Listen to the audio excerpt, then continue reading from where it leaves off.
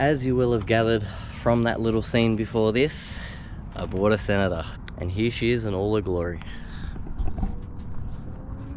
I should actually move this into the sun so you can see the color better. This is a stupid spot that I parked in.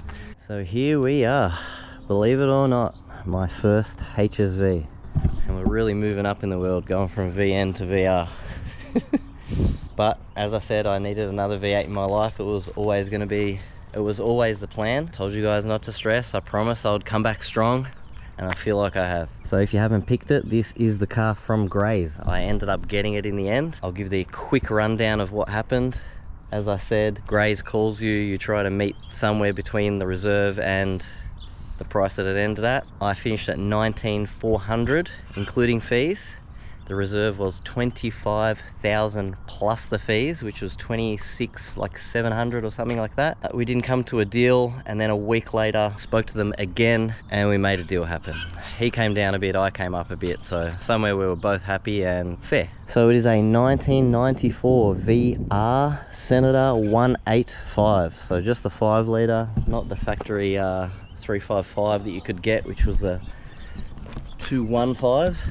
I don't have 215 money, so don't frown upon me for buying a 185. Genesis Blue, a beautiful color in the sun, which is why I moved it over here. And it's pretty much exactly what I wanted. I wanted a HSV, whether it be a clubby, Senator, VR, VS, even VN, VP. I was looking at everything pretty much. VNSSs are ridiculous though. Like for a VNSS in this condition, I needed another 10 grand when I could just buy a HSV, a build numbered car. That's always going to hold its value. Well, I hope anyway. A couple of reasons why I really wanted this car is it is completely 100% standard, except for one thing that I can pick.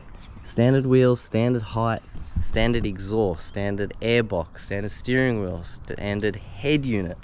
The only thing I can pick is, I think, the stacker in the boot is aftermarket, just because it's a different brand and it just looks newer, but some of you HSV guys will be able to chime in and let me know when I show you that. And cloth trim, which I was very adamant about. I hate leather, and especially leather from 30 years ago that is cooked in every single car I saw. So this car ticked all the boxes. Shame it doesn't have a sunroof. That would be very cool, but I think you might dodge a bullet there too with, you know, leaking and rust and stuff like that. So anyway, let's go through it. Now I will say, be wary, I have not touched this car since picking it up. It is covered in dust. Still has the writing on the windscreen and everything. Even the books are still in the packet. The keys still in their packet with their tag and everything on it. So I have done absolutely zero apart from putting a bit of petrol in it. This is exactly how I picked it up. Now again, I'm sure the HSV guys will correct me if I'm wrong here, but I'm pretty sure VRVS Senator Devonish seats were factory, but they were optional in the clubby. Could be wrong, let me know if I'm wrong. I'm here to learn. So Devonish seats, which are the big side bolsters, and these things, I have to say, not that comfy.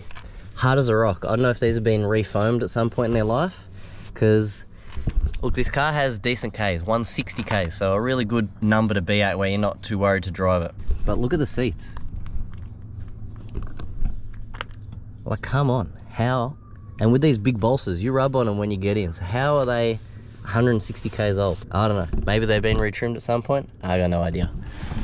So leather wrapped wheel, which is in decent nick. It's got a little bit of discoloring, which I know what I can do there, we'll see. The leather center console, the wood grain, as you can see, the factory Eurovoc, the HSV specific door trims, which are all in good condition. Back seat is like new.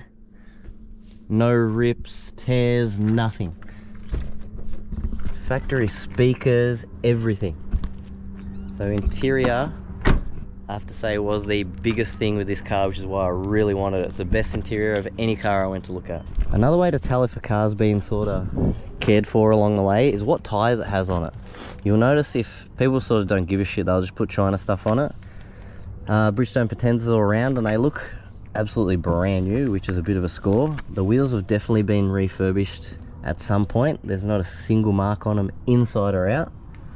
Gotta get rid of these stupid things. Like the discs, pads look new, even the calipers look like they've been redone.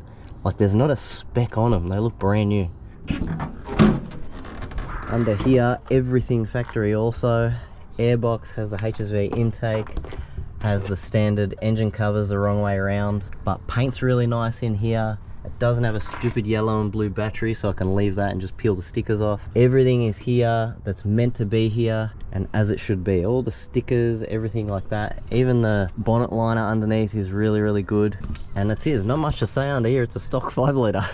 HSV obviously got the headers. I don't know if the exhaust is different on a HSV over like the SS and any other 5 litre like Calais or Executive or anything like that, but again, let me know the difference. Even the bonnet struts are good, which is very, very surprising. We'll say the car's had a little bit of paint. I've noticed, you know, a couple of panels have been painted along the way. It is 30 years old actually.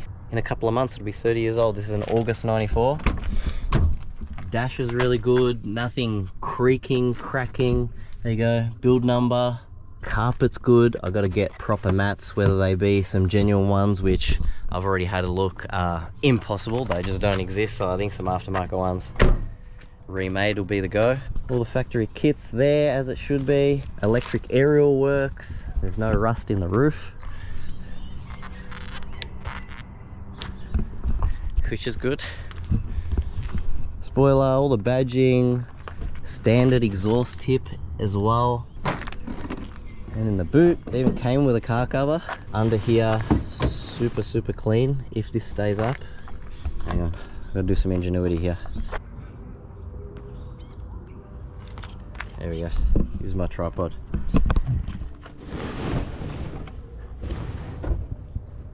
Super clean. Look, all this stuff's still here, all these caps. This is the stacker I was talking about, so someone's got to know. Alpine, I'd assume if it had a stacker factory it would be a Eurovox like the head unit, so that's what makes me think this thing's aftermarket, and it just looks too new. And even that, like, no way that's from factory, like they've screwed it into the underneath the parcel shelf like that. If it's not factory, it's gone. Now on to what I have picked on it so far, and there is a few things, nothing major. Again, it's a 30-year-old car, and I haven't looked at this car sort of mechanically. I've never seen underneath it, nothing like that, so that's all going to be a surprise in the future. So things I've picked, obviously boot struts are gone, so I've got to replace those, because as you can see there's a tripod holding it up at the moment. The spare is wrong. From what I can see online, it should have a yellow HSV 16-inch, it's like a VP HSV wheel as a spare. Again, correct me if I'm wrong, but toolkit's all there, jack's there.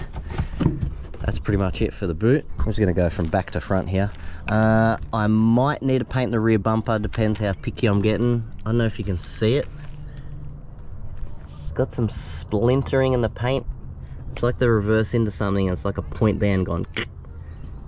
It's, look, you wouldn't even notice it if I didn't say anything, but I know it's there now, so I've kind of got to do something about it. You might have noticed in the last video, it's all chippy here. Obviously from stuff flicking up from the tyre, and it's just chippy there, but in all the same spot all the way around. So here, the driver's side's a bit worse. Here, and here. Again, depends how picky. I could probably just sort of dot touch them up and you'd never even notice, but again, see how we go. This pretty much standard on all VR VS's, the black stuff's to go here. So I don't know if you can paint these. Even here, it's pretty standard on every single one. And I don't know, are these supposed to be gloss, satin, flat? These molds? No idea. It does have, probably not going to see it, but there's a nice sort of V-shaped bird shit stain there, which is a bit annoying. I'm hoping it'll come out, or else I'm gonna have to paint the roof, which isn't too bad because it's got a mold here, so you can paint two under there, and on the A-pillar obviously you just go down to here, and you'd like, there's not going to be any tape lines or anything like that, so that's all right. Moving inside, both ashtrays in the back are broken, so you can see the corners on both sides. I don't know how the hell that happens, but they seem pretty easy. They're just the same as every other Calais and stuff that has ashtrays in the back. Tint's got to go. It's a bit purple, and I've said it before, I'm not really a fan of tint in anything other than like a factory car like as in a modern, newer factory car that you're driving every day. Mats gotta go. They're just some cheap, like Autobahn junk. Here on the passenger door trim, that's a simple fix. That material just coming off there. Here on the shifter, I don't know if you can see this little gouge in the side of it. Now lucky, I actually have the one from the VN still, because I did the ratchet shifter, and that thing is like brand new, so that's going to be recycled into this car. This is the hardest one. This I'm struggling with. So Senator gets the wood grain around here, it's just stuck on top, but no one remakes them, and this one has a crack here and a crack across here. This just sticks on over the top, literally a flat piece. Stick This actually does the GTSR one, which is a carbon, but they don't do the goddamn wood grain one. I don't know what to do there. If someone can match it and then just you cut it out and stick it on, I don't know. Maybe even vinyl wrap it, like they can match the grain of the wood. No idea what to do there. This window switch, so rear driver's side door, goes down but not up from here. So everything works from here except the up here, but it works from the door.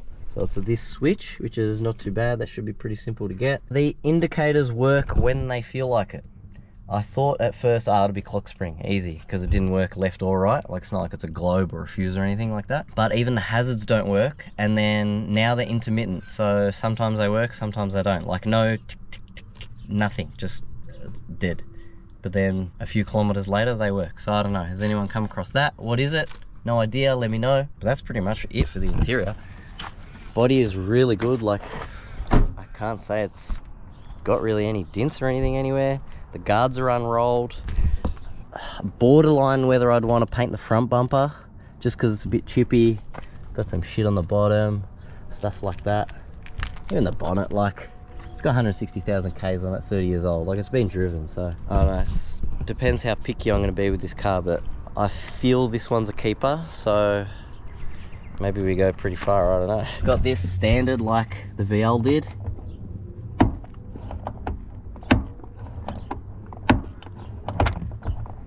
Which is the check strap loses its shit inside, so they're pretty easy. I even think you can get them from rare spares. But electric mirrors work. As I said, just one door. Window doesn't work, the rest are fine. Aircon works, climate control, heater. Everything on the dash works, all the lights, Ks, all the gauges, the trip computer, everything. Now, these are some of the really cool things that I want to finish off with here. So, as I said, I've still got the keys in the packet here, but very rarely do you get a 30-year-old car still with both its genuine keys. And, as you can see, still in the packet,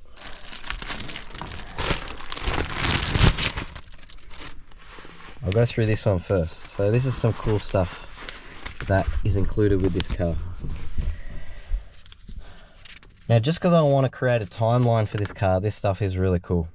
We've got an old unused rego sticker with the person's name and date. We've got an old roadworthy and transfer paper with the person's name, date, who bought and sold it, which is cool. This is the Alpine stuff for the stacker. So again, this is what makes me think it's aftermarket, because I don't know, it just looks really new. More Alpine stuff, more Alpine stuff. We've got the factory folder, and we've got the Gary and Warren Smith folder, which is where the car was sold from. We've got all the cards. So from like service, the salesperson, and whoever bought this, well, Jay Kirk is who bought it, opted to be a Gold Lion member. Now what that entails, I have no goddamn idea, but it also has the first certificate of registration when the car was bought. All this stuff, Holden. They obviously opted for a 2-year free service program, and we're using it, so it's still got that. It's got an insurance receipt, more Holden stuff, the book for the Eurovox with the serial number and the PIN number, which is awesome. Even have the pre-delivery check sheet. So when the car gets delivered to the dealer from Holden, the cars get pre-delivered. So they go over the car, make sure there's no leaks, no dents, no scratches, and just go through this checklist. And, you know, well, you're supposed to give it a nut and bolt check, but I doubt the good stuff. And the service book itself, which of course has the first owner's names in it, address, all that stuff. The book and service history. Missed a couple, but most of them are in there. All the way up to 136 Ks in 06. It is now 2024, where it has 161 K. Now, after I saw the books and all this paperwork with a whole heap of different people's names on it, and this will bring me back to the original conversation with Grays as well, I thought I want to trace this car back, see how many owners, see where it's been, because I got a lot of names, and I thought I'll run the VIN through Google, and a few things came up, which I'll post on the screen as we go. So the timeline I've created at the moment is currently end of 94. A couple, Darren and Jody, bought it. I'm not sure if it changed hands between there and 06, but in 2006, a man named Dave and Travis Langman owned it. I'm assuming brothers, which is where I found this article, which I'll put up. It's a reader's rides from Unique Cars with some really cool pictures. The car was super clean and a nice little story with it. Now, please take note of the number plates, right, in these photos. So HSV 546, which is the build number. Remember that plate. So then in 2016, a man named Damien bought it, and it had 159,000 Ks on it in 2016. Now just think, it is now 8 years later, and it's done 161. So 2,000 Ks in 8 years. It then went to Burns & Co. I found a Burns & Co ad, which I'll also put up. Now, I'm not sure, the wording's a bit hard here. I don't know if this car sold or got passed in. I have no idea, but it even shows that it finished at $28,000 plus fees, which I'm assuming made it close to 30. This was in 2022, late 2022, and I had 161,361 Ks on it. And then I've bought it from Grays 2 years later with 161,539. So under 200 Ks in 2 years it did. And I paid a lot less than that. So if someone bought it as an investment, it obviously wasn't a good investment. But I've also said to Grays, I've passed on my phone number saying, look, the guy who is selling the car, I'm not going to bust balls or anything, but if he would like to contact me, because I would love to chat to him about this car, tell him to call me, and I'm happy to chat to him. I'd love to know some history or some more photos, or, you know, just a story about it. I love the stories. I love chasing things online and stuff like that, so I really want to hear about the car. Now, remember those number plates that are in a few of these photos? Now, the first time that Grays called me after I won the car and I made a counter offer, and they came back and they said no, but the gentleman from Grays said, look, there's a little bit of a kicker. The owner will happily throw in some number plate. The number plates are HSV 546. And I thought, nah, I'm just going to club permit this car anyway. And I don't really like those, you know, the modern HSV plates with the logo in it. I'm like, it's useless to me. Like, what am I going to do? I'm just going to hang them on the wall. It doesn't make the car worth more any more to me for me to make a higher offer. Like, it doesn't make a difference. And it sort of ended at that, and that's where it finished, and I thought I wasn't buying the car, and I went to look at the green one you saw last video. But then I started thinking, and I went back through the auction, and I'm looking, and that's when I saw this in one of the photos. So if you open up the service book, they obviously put the number plates in it when you buy the car brand new. And I saw this, HSV 546. So this car was delivered brand new with the number plates HSV 546, and that is when I found those other articles online and I saw the photos of the plates. I thought, they're not like customized plates that someone's added to the car in the years, you know, after it was new. They're the factory plates, the normal black and white factory plates put on it in the showroom from Gary and Warren Smith in 1994, and it was sent out the door with its HSV plates on it. And that makes a big difference. 100% I want those plates now. So I'm surprised he didn't mention it when he mentioned about the plates, that they weren't personalized plates. They were like the factory plates that were ordered new. So I also got those. I haven't got them yet because when I went to pick up this car, I had to go on my RDO, and it's the only time I had for 2 weeks.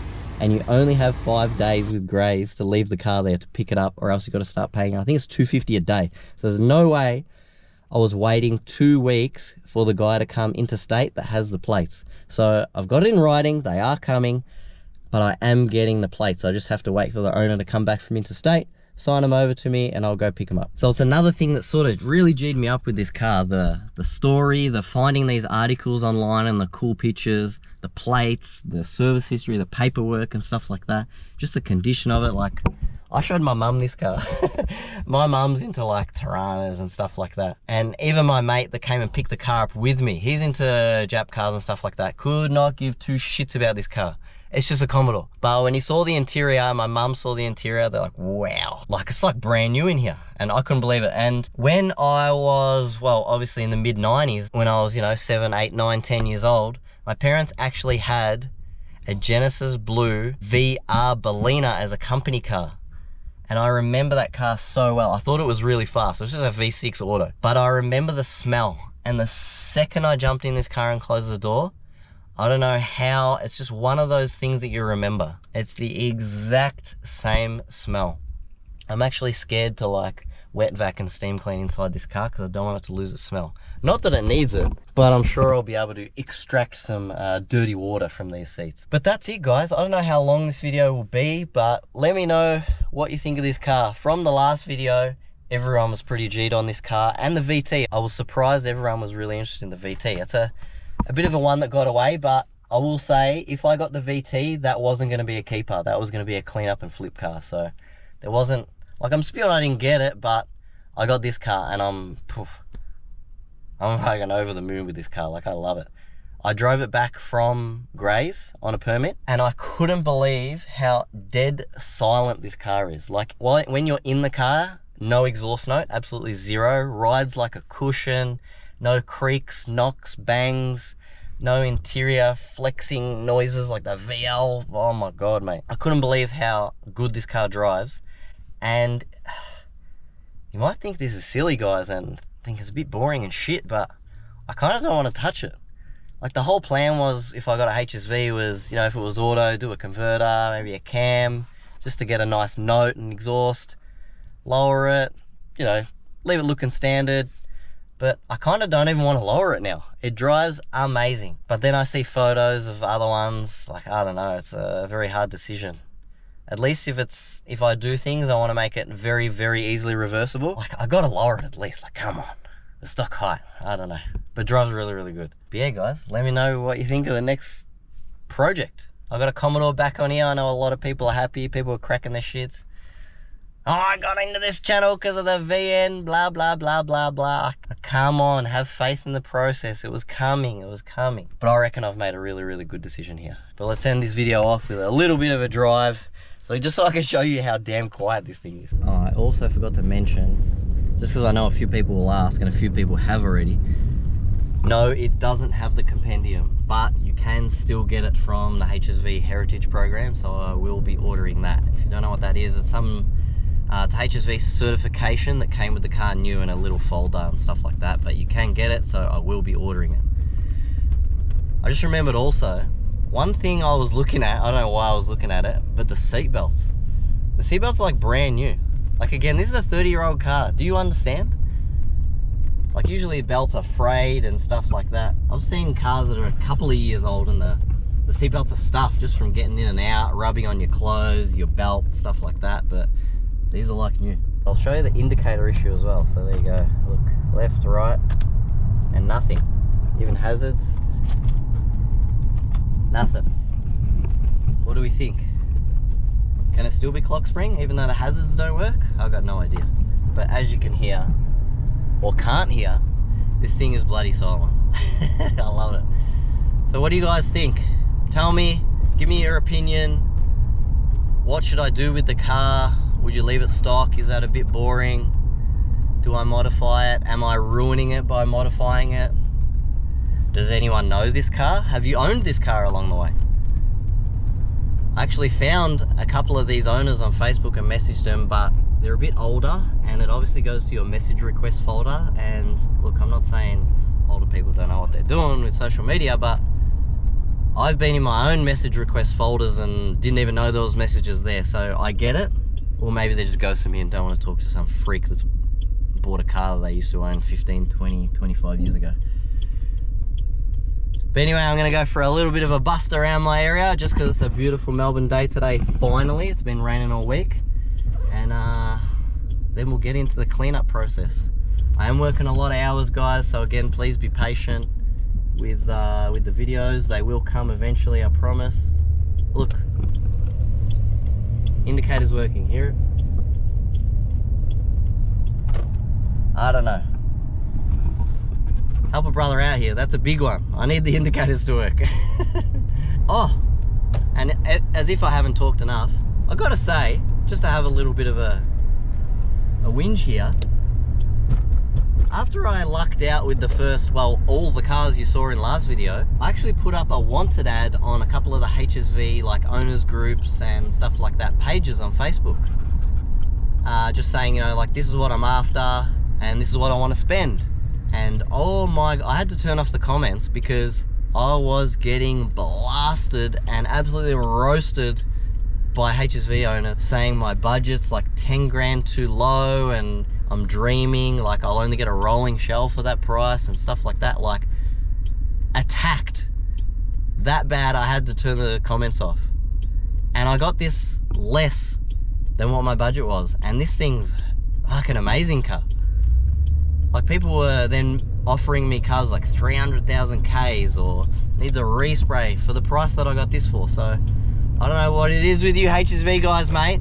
I don't know if you know the market at the moment, but your cars are not worth 50, 60, 70 grand in worse condition than this car. If you've got some low K, 40, 50,000 K or a GDS or a 215, for instance, yeah, different story. But I'm talking about this exact specs, like a 185, just an auto Senator in, you know, decent condition. This thing is in no way, shape or form perfect.